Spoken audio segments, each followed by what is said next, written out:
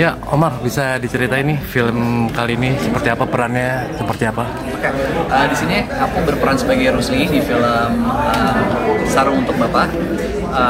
Cerita film ini mengenai kedekatan antara orang tua dan anak. Lebih terutama di sini dalam hal ini adalah bapak dan anak laki-lakinya. Dimana kita tahu kalau anak laki-laki sama bapak sama cowok, sekarang sama cowok kan mereka pasti gengsi ya. Jadi awalnya memang dia tuh tumbuh dalam situasi keluarga yang sangat kurang mampu, terus situasi keluarganya memang kurang menyenangkan, dan dia selalu dikekang atau dilarang sama orang tuanya dalam melakukan apapun yang dia senangi. Jadi di sini adalah poin yang paling ditonjolkan adalah bagaimana dia bisa belajar mencintai bapaknya, bagaimana dia merasa kehilangan pada saat tidak ada bapaknya, dan apa aja sih makna dibalik ketidakdekatan dia sama ayahnya gitu. Apa aja sih larang-larangan itu tuh maknanya apa aja tuh dijelasin. Baru untuk riset peran lo sendiri dan syutingnya di mana sih, Kak, boleh tahu nih? Syutingnya di area Jakarta, masih di area Jakarta semuanya. Untuk riset peran lo kali ini, tantangannya apa nih yang berat? Untungnya syukur masih ada papa juga, jadi memang nggak perlu riset terlalu jauh karena ini tentang penggambaran tentang keluarga juga.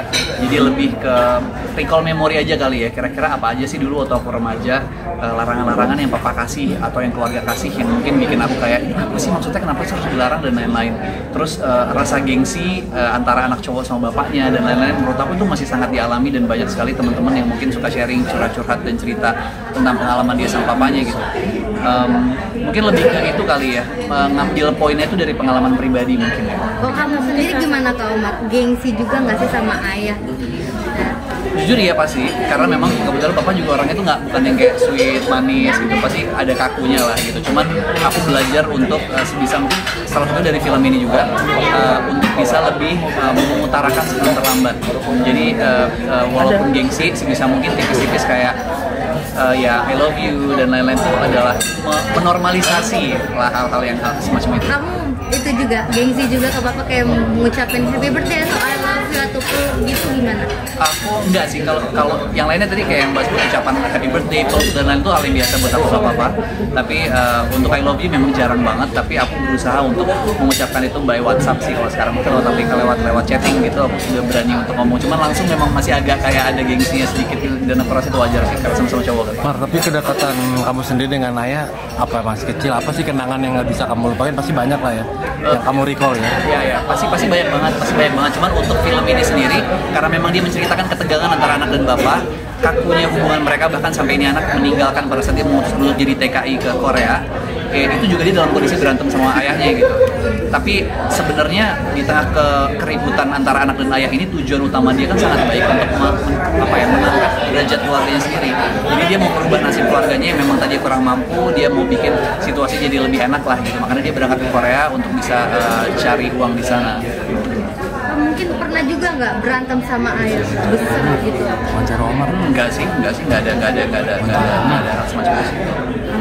Ini juga mengganti penampilan 2025 versi Kak Omar kah?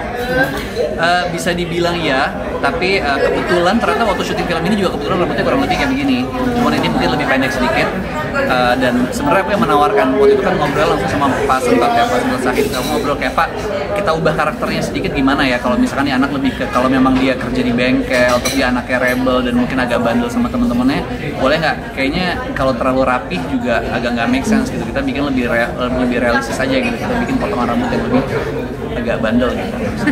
Ini apa potongan rambut, mungkin ada namanya? Ini namanya apa ya? Aduh, mulet ya, tapi enggak sih, enggak maksudnya kalau mulet kan sangat tipis dan ini ya, ini enggak sih, enggak se ekstrim itu.